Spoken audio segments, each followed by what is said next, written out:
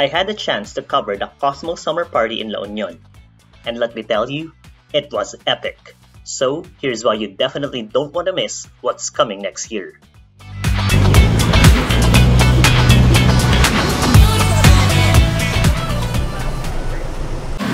We just arrived dito sa Orbis Condo. We're gonna have lunch first before kami mag-check-in sa hotel. Dito kami kakain sa merienda. Meron daw silang tatlong klase ng kare-kare. One is pure veggies, one is pork, tapos yung isa is beef with ox stripe. So we're gonna try the one with beef with ox stripe. So ayan, kompleto yung tropa dito para kami nag-team building. Ayan, yung halos buong video team nandito kasama namin. Dalawang table yung sakop namin. Oh, say hi. Chachi. Abangan ko to. PM. Ayan. Antayin ko to. Antayin, no? Check-in wasn't until 3 p.m., which left us wandering aimlessly after lunch. Taming Sebay. Sebay naman yan. Sebay. 3 p.m. pa daw yung check-in and it's only 12:30. So lalakarin lang namin, wala kami magawa eh. Hi guys, welcome to his channel. 40 days vlog. 40 days vlog. So we are in Sebay. Dito yung event tomorrow. Sinaset up na yung event area. Yung mga booth, yung mga equipment, yung mga materials andyan na. Tapos nandito na rin yung events team. Dito daw dapat kami, kaya lang puno na siya. So we were forced to look for another place. Punta lang kami sa Airbnb. It's 2 o'clock. Sana ready na pagdating namin doon. Galit na si Cha. Mainit na ulo.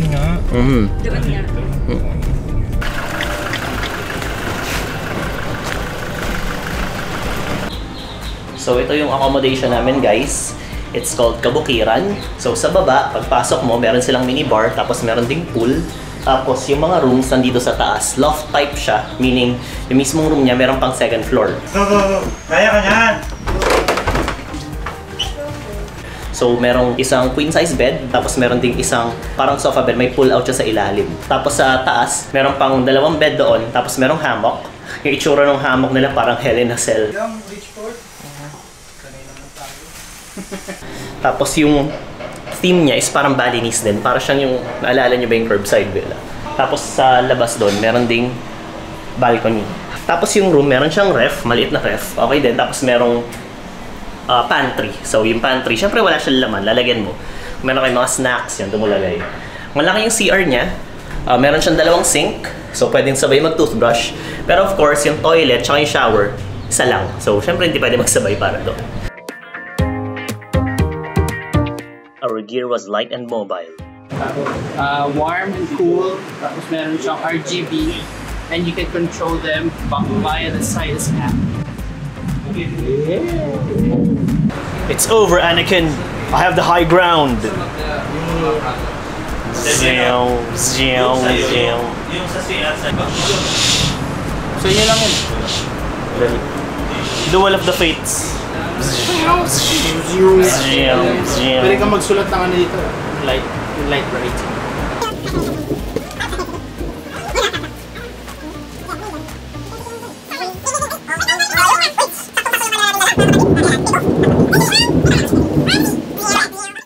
It's all about staying nimble, especially when most of your shoots are outdoor in the scorching heat.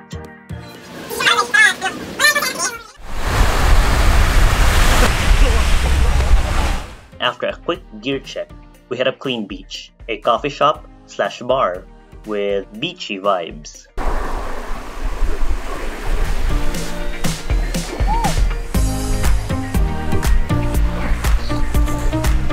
So nag-swim kami kanina, dito lang banda sa may shallow waters. Tapos may nagsisting. Ayun o, kita nyo ba? Diyan. First time na may nag-sting. Multiple eh, ang dami eh. Makikita nyo pa yung iba.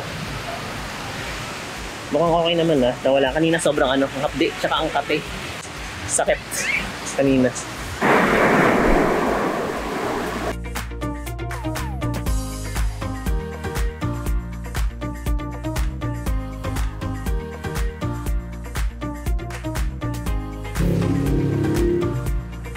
So now it's 5:48.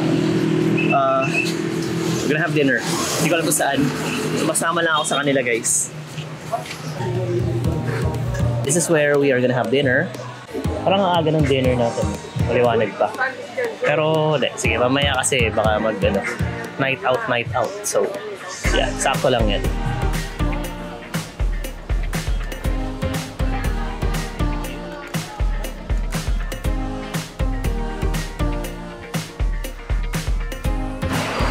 Fast forward to 7, and we were back at the hotel.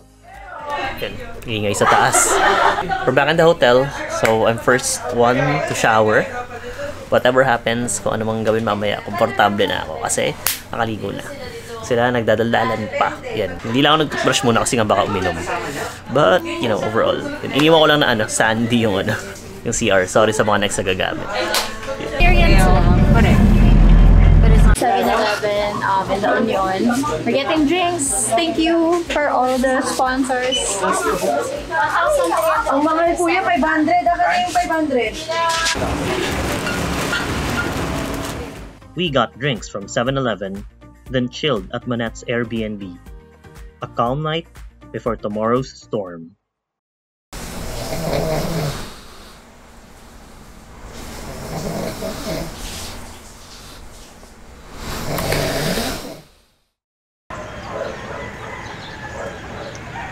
It's 5:58 here in LU.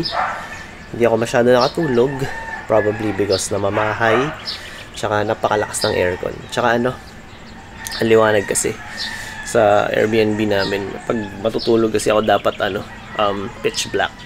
Kaya lang syempre yung iba baka hindi komportable sa ganun. Sa loft kasi 'di ba? So dun sa upper level may ilaw pa. Also mga around 5:45 or mga 5:30. Tumitila ako na yung mga manok, nag-iingay na yung mga aso, so wala na talaga yung makatulog. Yun, dito ako sa balcony, ang lamig kasi sa loob, umaga. Yung sa banda ron, may may fog na namumuo. Maya-maya, siguro magsisigising na yung mga kasama natin. Yung iba, actually gising na.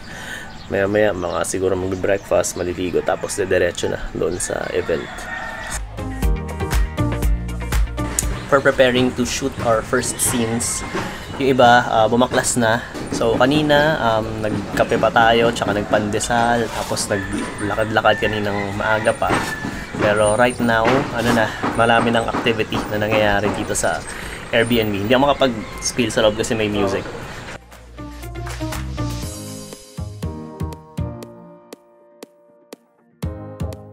The entire team was buzzing with energy, each of us juggling multiple shoots. For context, we work for a lifestyle media company. So naturally, the Cosmo Summer Party is a big deal, with brands like Pond's and Vaseline sponsoring the event. First on my to-do list, a Pond's and Vaseline shoot for Cosmo, right at our hotel. While we were shooting, Cha managed to hijack my camera. I-tap mo lang pag hindi nagpo-focus. Doon sa kasama gusto mo mag-focus. Ako nga Bakit hindi na nagpo-focus ang mukha ko? Hindi niya na makita. Tap mo yung sa screen. Ano tang sa vlog takeover? Please welcome Greco! Guys, paki-PM po si Greco Hunyo na wag na po siya mag-resign. Okay po. Comment down below kung ayaw niya siya mag-resign. May sakit po siya. Si Mika, ang ating gaffer. Uy, gaffer! Ayan, si Kuya Jam po, na may bimpo sa likod. Ayan. Superman. Okay. Ay, Kuya Jo. Thank you. What are you doing right now? We're shooting. Huwag yung tagalin yun. Kita yung kanina. Huwag yan, Bed. Again. We're shooting the 4th Avengers movie. Yeah, we have a budget of 500 million. Thank you, Marvel. Yeah. Classic. Saan tayo pupunta? Maghahanap buhay ulit. Hanap buhay ulit. Never ending hanap buhay. So, yan. So, we just did some shots doon sa Airbnb. Buti na lang kasama namin si Jay. Buti na lang kasama namin si Sir Jay. Hindi dahil kay Jay. Yeah. Yan. So, now we're headed for the beach to do 2 more contents. Ang init. Maraming tao. Siyempre sir, sobrang dami. Yun nga. Maraming ng Crowded tao. sila ngayon. By the time we got there, the party was in full swing. performers on stage, brands giving out freebies, and games happening left and right. It was a total scene.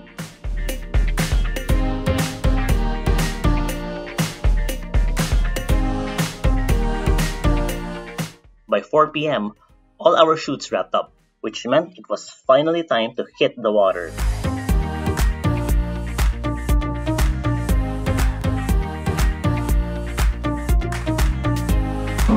We're going back to the hotel to freshen up. Tapos babalik kami dito para uminom. Hindi ako makapag-spill kanina dun sa event kasi ang ingay. Nagpe-play sila ng licensed music, which syempre hindi pwede. Bacha, ano na panalunan mo? Wow! Wow, yan. 1 litro. After a long and hot day, we relaxed poolside before heading out for dinner.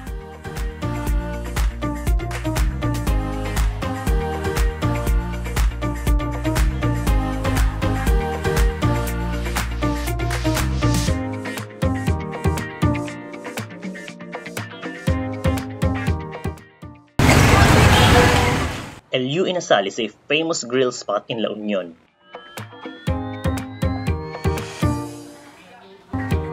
Refreshed and recharged, we got ready for the main event, the beach party.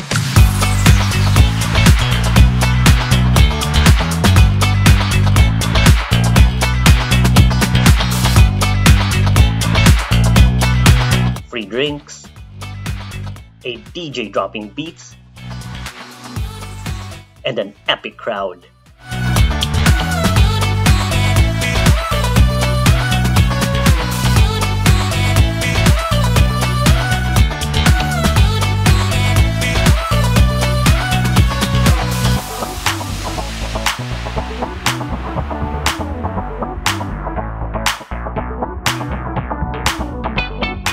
The party went on until midnight, but my camera battery sadly didn't.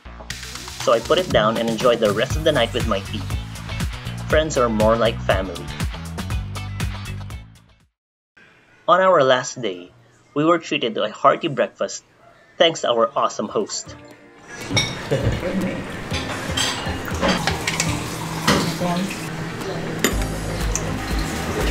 According to the owner, kami daw yung unang guests na sinerva nila ng breakfast kasi nagta-trial sila ng kanilang restaurant. So yan, maya-maya pupunta kami sa beach, mag-swimming, make the most out of LU. According to the news and sa people sa Manila, meron daw bagyo dun ngayon. Malakas, so stay safe guys. Yeah. We grabbed coffee from one of La Union's must-visit coffee shops.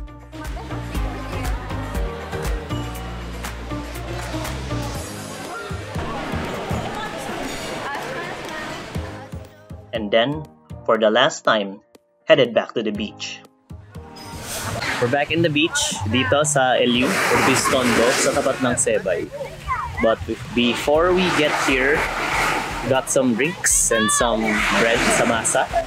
Kilala daw siya na bake shop and coffee shop dito sa La Union. In fact, every morning, sobrang haba ng pila kasi pinipilaan daw yung kanilang pandekoko, tama? Pandekoko, sobrang sarap daw, hindi ko lang na-try kasi wala na kanina. So ngayon, dito sa beach, peaceful na siya ulit, normal na. Unlike kagabi, sobrang chaotic dito, sobrang daming tao. But you know, it's clear na kasi yung summer party. So ayan, it's back to its usual normal day in LA. Hindi lang ganun kaaraw, which is okay, I'm not complaining. And daming tao, yan. Wala masyadong nagsisurf, baka siguro mamaya. Pero mga surfboards, kaunti-unti. So let's go, tara, okay tayo. We had a final lunch before hitting the road back to Manila. And, as if on cue, it started raining.